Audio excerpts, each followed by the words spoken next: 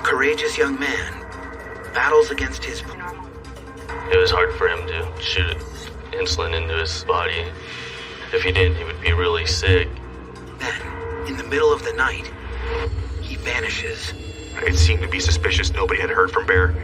Investigators soon realize nothing is adding up. Bear left that night, either with someone or against his will. And a different local missing person case raises even more questions.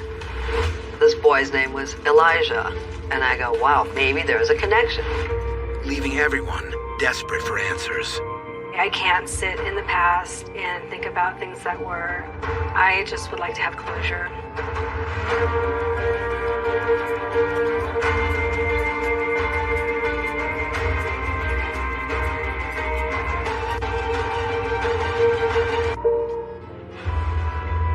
August 29th, 2015. It's a warm, humid evening in El Cajon, California. 20-year-old Elijah Bear Diaz is getting a ride home from his mom, Leilani, after spending time with their extended family. August 29th was a Saturday. We as a family spent the day at a funeral. We did not take Bear with us because of the wounds on his feet, and he needed to rest. After the funeral, I contacted Bear, and he wanted me to come down and pick him up. In recent weeks, Bear has been suffering from neuropathy, a complication of type 1 diabetes that has caused painful blisters and sores on his feet. When I picked him up, he was already agitated. I don't know what he was upset about. The kids playing in the pool and the screaming was aggravating to him, and he wanted me to take him home. Bear did struggle with depression. You're sick, your friends are out running around doing their thing. He wished things were different. Bear has suffered from health issues for most of his life. He was diagnosed with incurable type 1 diabetes. Complained of headaches. And when he started throwing up, that's when I decided to take him to the hospital. His blood sugar was 863. Somebody who does not have diabetes, their blood glucose level should be between 80 and 120. They were surprised that he was able to walk in. He should have been in a coma at that point. Bear needed to take insulin 3 times a day. He took 2 different types of insulin that were mixed. So that's check your sugar, you eat, you go play for a couple hours, come back in, check your sugar, you eat, with injections each time. Without any insulin, Bear could suffer from severe headaches and uncontrolled vomiting, potentially requiring emergency medical treatment. It was hard for him to shoot insulin into his body. I mean, he would hurt, and if he didn't take his insulin, he would be really sick. He asked me one time when he wouldn't have to take the shots anymore. Something that doesn't go away, you have to do it forever. Leilani was a single, and his younger brother, Stephen. I left my children's father in 2000. They were 6, 4, and 2. Looking for a fresh start, Leilani decided to move the family from Riverside County back to the Barona Indian Reservation in the foothills of San Diego, where she grew up. We are Kumeyaay Indians. They are the San Diego Mission Indians. Living on an Indian reservation, you have neighbors that are your cousins. Your neighbors could be your aunt and uncle. I live a mile and a half from my mom and dad. Despite his diagnosis, Bear was determined to live as regular a life as possible. Bear was always on the go. He was just going to go out and enjoy life. He just wanted to be normal. When he was maybe 10 to about 15 years old, surfing was his thing. He would be out surfing hours on end. He learned to play guitar in high school. Very talented, just kind of... Capitan High School. I was a sophomore and he was a freshman. And from day one, we just clicked. It felt like he was my long-lost brother. And we'd come up here to Barona and go to his mom's house. We'd go adventure. He had a Rhino and a dirt bike. We would just go off in the hills and have fun and be young and kids. Bear's childhood was also plagued by regular doctor's appointments and hospital stays, as he struggled to control his illness. Between the ages of 8 and 9, he was probably hospitalized 7 or 8 times a week or more for the stay. This really affected him in school. When he was 17, he was in the hospital about 5 months out of the whole year. It was really, really difficult for him. So we went ahead and allowed him to just get his GED. I hated watching him go through his phases. I mean, I always stood by his side to make sure he was gonna do what he needed to do to be better. He wasn't happy, he wasn't comfortable. No matter what. I don't think that Bear and I had a normal mother-son relationship. I think that we're much closer. We did a lot of things together. He called me for everything. He would check in. He always wanted to know that I knew he was okay. At the age of 18, Bear decided it was time to find some independence. Verona has a casino. Each tribal member is given a piece of the profit every month. For the adults, that's in the form of a paycheck. For anybody under the age of 18, it goes into the trust fund. Bear wanted to move away from the reservation. Living on the reservation, there's nothing up here. We have to go 7 miles into town to get groceries, to get gasoline, to do anything that you would do in your day-to-day life. When Bear was looking for a home, he chose El Cajon. The city of El Cajon lies 20 minutes southwest of the Verona Reservation. He had friends that lived inside. And we looked at a couple houses together, and then he told me he found a house. He wanted to try something new, so he did. Bear's trust fund was enough that he was able to purchase the home. Cash. Done. No mortgage. He collected a monthly check from the reservation, anywhere from $6,000 to $10,000. The teenager wanted to share his home with people his own age. And it wasn't long before he made some new friends at a local hookah lounge. The hookah lounge scene, it's a meeting place for kids. It's a place to congregate, talk, and they have hookah, which is a water pipe where they put flavored tobaccos in and they smoke. I was happy that he had new friends, that he was going to start a new life. There was always a lot of people at his house. Always. There was never a dull moment. When the hookah lounge closed, they all just migrated to his house and kept smoking hookah and talking about nothing. He had several, but he was very generous with his family and his friends. He paid for a lot of stuff. For random people, for his friends especially. He was basically, if you needed somewhere to sleep, he would let you stay the night. He had no problem with letting anyone in. But over the last 6 weeks, Bear has been struggling to keep up with his social life. He hated checking his sugars. He got to the point where he could guess how much insulin to do just by how he felt. At the age of 20, he had neuropathy and cataracts. The wounds on his feet. He was possibly heading towards amputation. He could lose his eyesight. These are things that a young man doesn't, want to experience, of course. He had big dreams. He wanted to just go out and explore and enjoy life to the fullest. But as his condition worsened, Bear was forced to give up his newfound independence.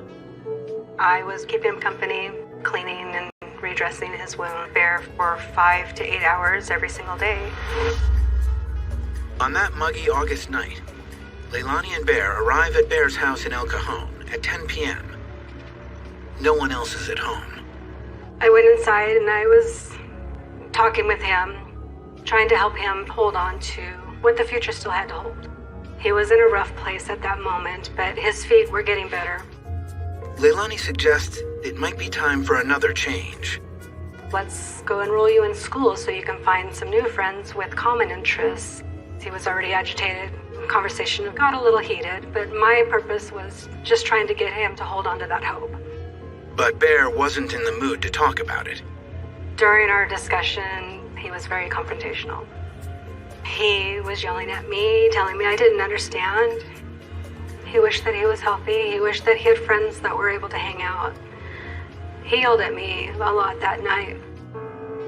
Leilani decides to give her son some time to cool. And I left. When I got home, I texted him and told him that I made it home safely and maybe he should take some Advil and lay down and watch a movie to relax. He wrote back right away. He said, "Okay, Mommy, I love you." That was the last that I heard from him.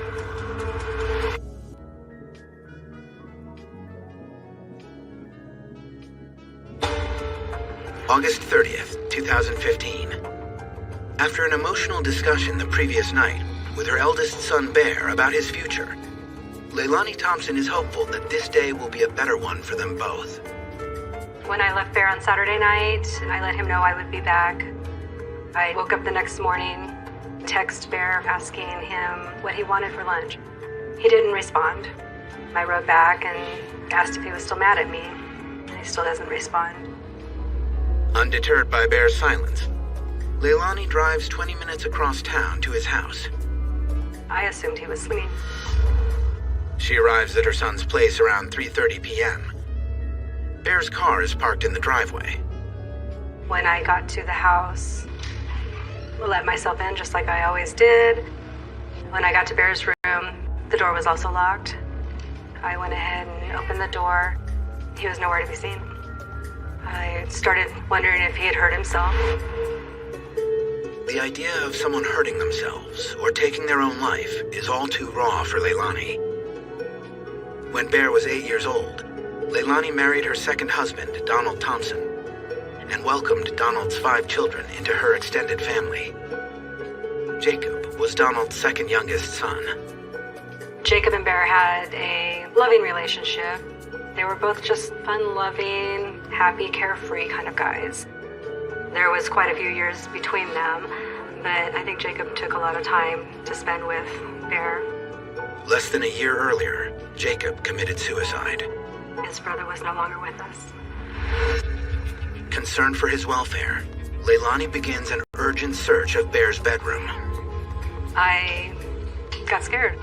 So I started searching the closets, the bathroom, everything in and out, trying to just hopefully find him. And it's not just Bear's unexplained absence that disturbs her. I found that his TV was missing. His bed had been stripped. His pillows and a blanket were on the ground. I didn't know what to think. It's one thing to take off with your friends. You would maybe grab a blanket and pillow if you were going to sleep on the couch. You would not take your TV. His backpack, his crutches, and the money from his safe were all gone.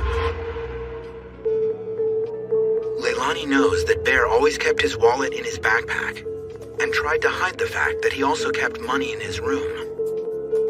But his spending habits revealed that he was someone with access to cash. Bear, he was able to buy a lot of toys that he was looking forward to using. He remodeled the house quite a bit.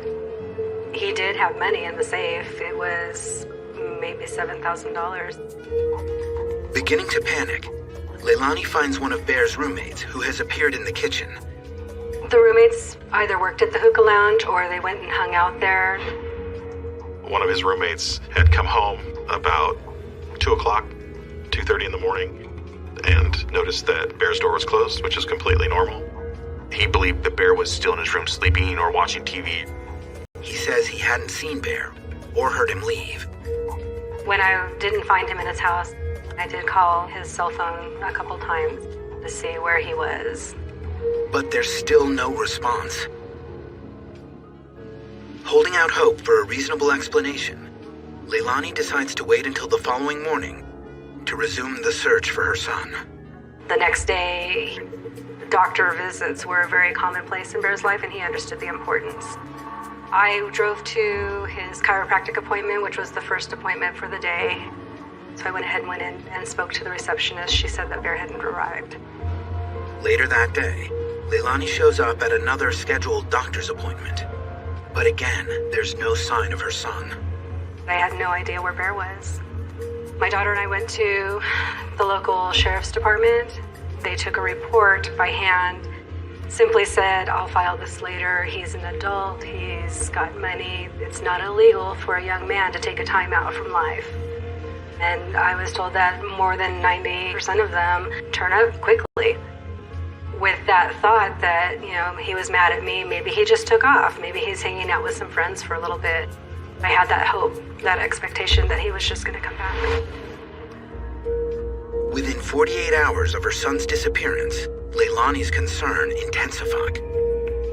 His health was bad. He was physically uncomfortable. His body ached. She begins to contact as many of Bear's friends as she can. I got the text message from Lonnie asking me if I've seen Bear. I said I haven't, but if I see him, I will keep in contact with you and let you know. I did call everybody. I sent them text messages if I couldn't reach them by phone. Facebook is a wonderful thing, Instagram. You can reach so many people so fast and spread the word of almost anything. And I cried out, I can't keep this to myself anymore. If anybody knows who picked up Bear, took him anywhere, they needed to contact me. With no leads to go on, Leilani pins her hopes to one final event that Bear would never voluntarily miss out on. The annual powwow at the Barona Reservation, due to be held the following weekend. A powwow is a gathering of Native culture, reservations, tribes from all over the country. So we have a lot of different tribes. They get together and it's native dance, singing, their culture, and their heritage. Bear loved the powwow. He loved all the cultural events. We do a lot of things as a community here on the reservation. With no sign of her son for a week, the powwow weekend finally arrives. I had a special table outside of my booth, and I had set up a missing persons poster. Was trying to get the word out, keep an eye open for my son. But to her dismay, Bear never shows up. So your thoughts start to wander as to, what really happened? Now that he's been missing for more than a week, his mother must face a grim prospect. We started thinking the possibility that somebody had murdered him.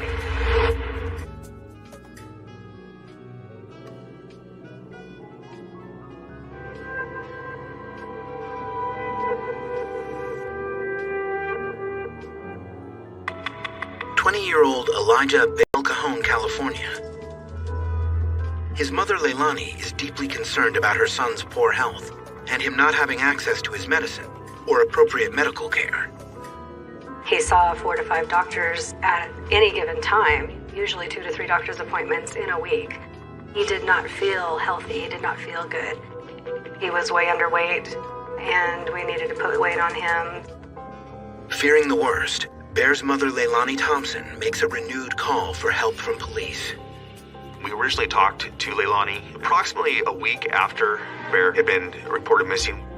He didn't make it to powwow, which he never misses. He didn't pick up his check from the Barona Reservation, which is very unusual. He always picked it up on time. It seemed to be suspicious. Nobody had heard from Bear. I was trying to push the fact that Bear was, in my eyes, just about a disabled person. He couldn't walk, he couldn't drive. When his health was not well, he was very dependent on his mother. Somebody had to pick him up. We went into the house to rule out any signs of foul play. So we photographed the entire exterior, interior, and then used an alternate light source to see if there was any signs of a crime scene. We looked at the entire house, searched everywhere, and nothing showed a struggle or that anything had happened there. Bear's TV was missing, which was strange. His sheets off his bed were missing. His safe was open and his money was gone, which we believed was strange. He was much too weak and with his injuries to carry this large TV by himself. So we believe when Bear left that night that somebody else was with him. The bedroom is processed for fingerprints. Because Bear had so many people coming in his house, there were a lot of fingerprints in the residence that could be explained. So fingerprint evidence in that house was not a huge thing to rely on for us.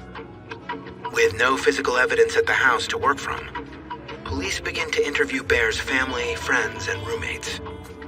2 full-time roommates, and then there was 2 or 3, sometimes up to 5 people that would flop there at night and sleep on the couch. Talking to and interviewing roommates and friends, they were giving us nothing. They said, it's not unusual for him to go. He'll come back. Bear has had a history of getting depressed and has left his home before. Usually would go away to a friend's house or different places for a week or 2 and then return home. If he was leaving town, he would check in when he got there. He never wandered off. Everything he loves is here in El Cajon. So to just give that all up over an argument with mom about his health care doesn't seem logical. It just was not adding up. When they started realizing that this was more than just a gentleman that walked away, they had warrants written to be able to collect information such as his cell phone information, his bank account information, to see if there was any activity. We did search warrants on Bear's cell phone, and those records showed that that night at about 1:29, his phone had what they call a data dump. As he got close to a cell tower, the phone gets to a point where it has to download data, and that showed at that time that it was pinging off the tower that is on the Barona Reservations casino.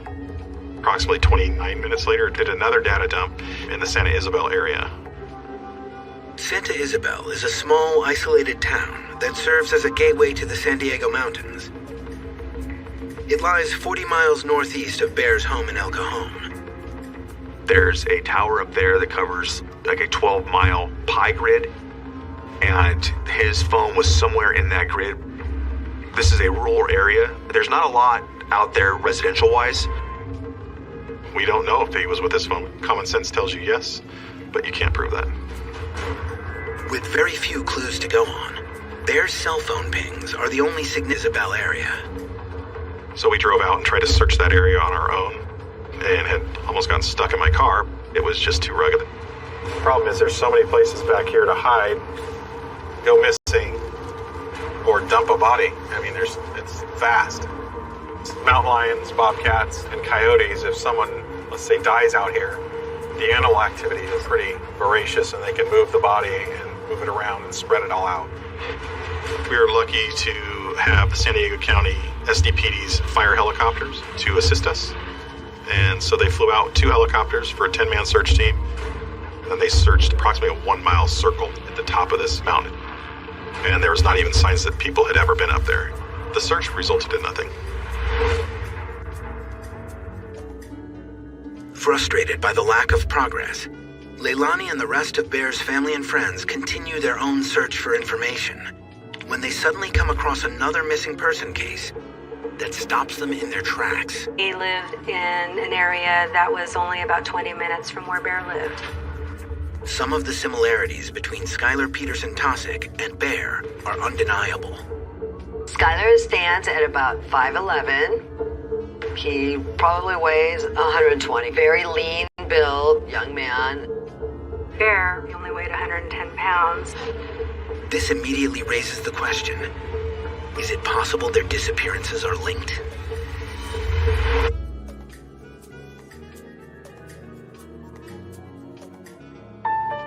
Elijah Bear Diaz has been missing from his home in El Cajon, California for more than a week. His mother, Leilani, is doing her best to spread the news of Bear's unexplained disappearance and has managed to attract some local media attention.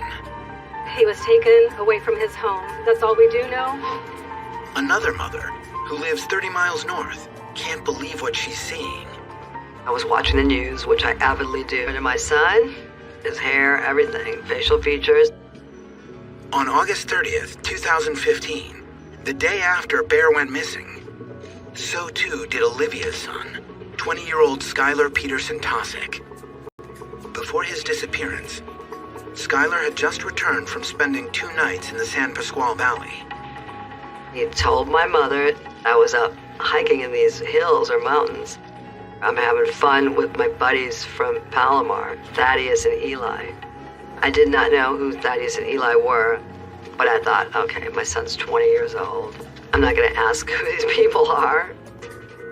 In recent years, Skylar had lost contact with many of his childhood friends. As a kid, he had a lot of friends. He met some kids in school, and they formed a band. And honestly, within 6 months, these kids were playing shows. As Sky got a little bit older, he switched schools.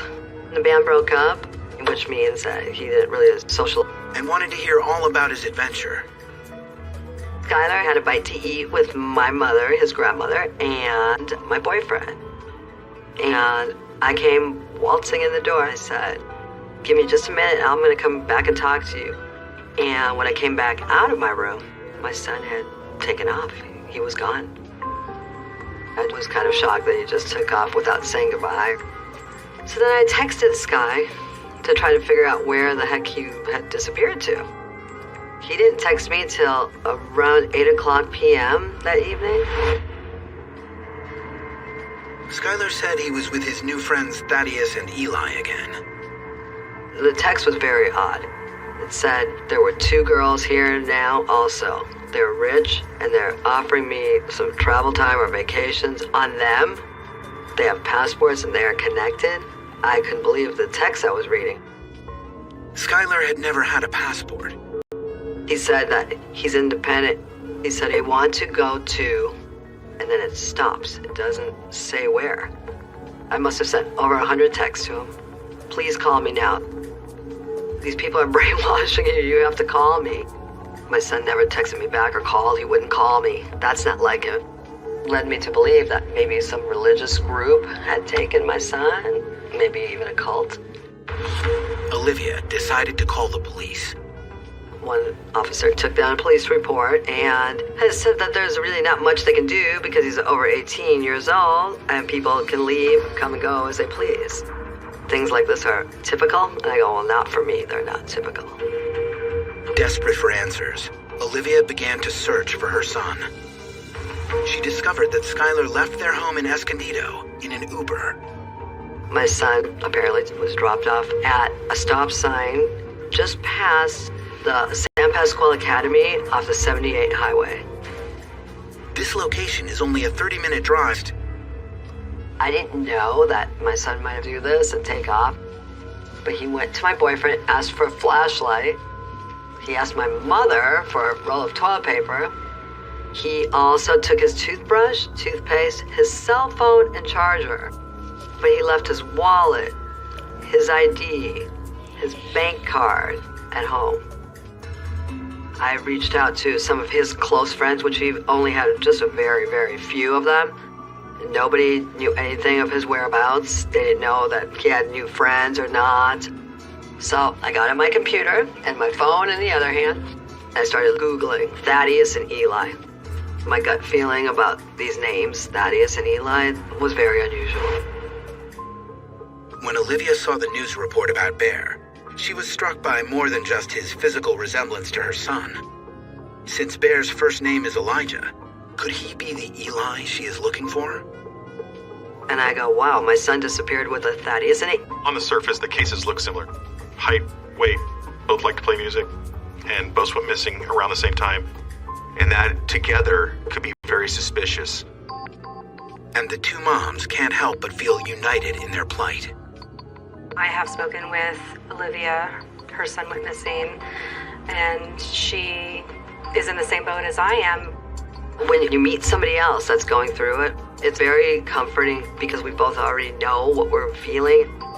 Neither of us had ever experienced a missing person and have been learning since day one what we could do. The women start to exchange information.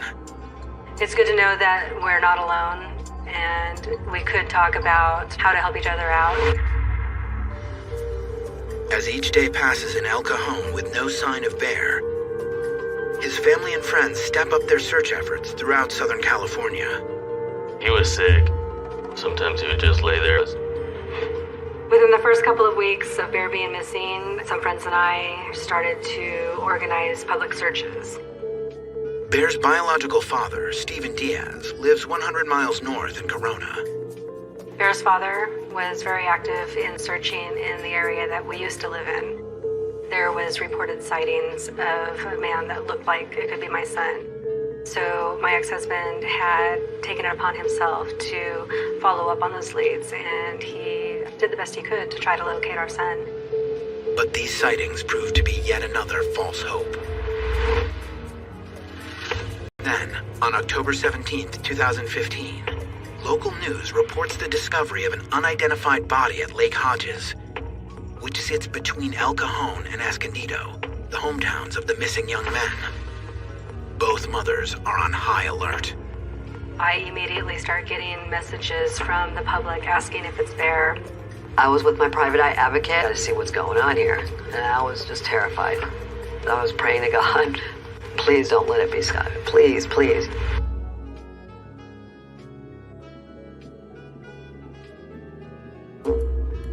More than 2 months have passed since Elijah Bear Diaz and Skylar Peterson Tosick went missing in Southern California. For their mothers, every day is an excruciating waiting game for news of their sons. It's kind of like going through the Twilight Zone, to be honest with you. There were no clues left when Bear went missing, so we have to go through things one step at a time.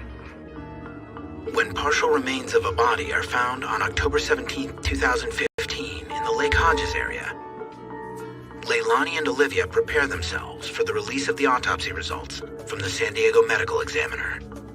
When remains are found, dental x-rays are taken, and DNA is collected, and that's how they identify people. It can be a short process, it can be a long process. In this case, the Lake Hodges remains found at Lake Hodges aren't tied to either Bear or Skylar. This news brings some temporary relief to both mothers. Police also suspect that any similarities between Bear and Skylar's missing person cases are merely coincidental. My son was taken from his home. Skylar's case, he had called an Uber and had been asked to be taken to a certain location, and that's where he was no longer seen from. They didn't think there was a connection at all. There was two different forms of disappearances. But the lack of a link does nothing to slow down either mother's quest to find her son.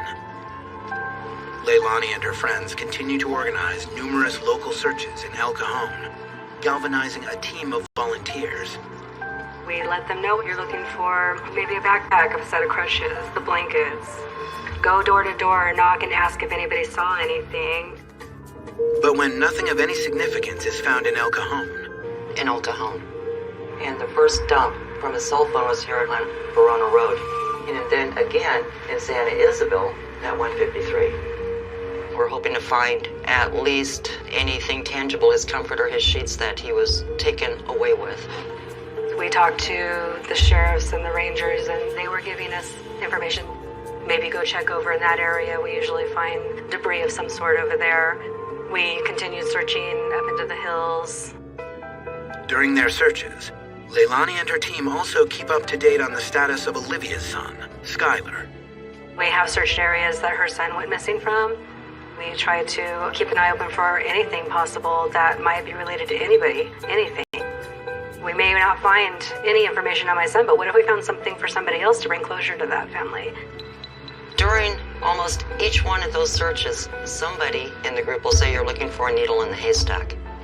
All I keep thinking is we probably are, but there's still a needle in there, and we're going to find it. Yeah, that's... In November 2015, 3 months after Bear's disappearance, Leilani obtains what's known as conservatorship of his house in El Cajon. When Bear went missing, he had roommates, and I legally couldn't ask them to leave until I had gone through the court process of becoming the conservator of his estate. The house is now in daily use as their search and rescue headquarters, a place where friends and family can gather together to brainstorm new ideas and ways to locate Bear. We're just constantly trying to think of what's another thing we can do to offer the public just to keep his name fresh on their minds.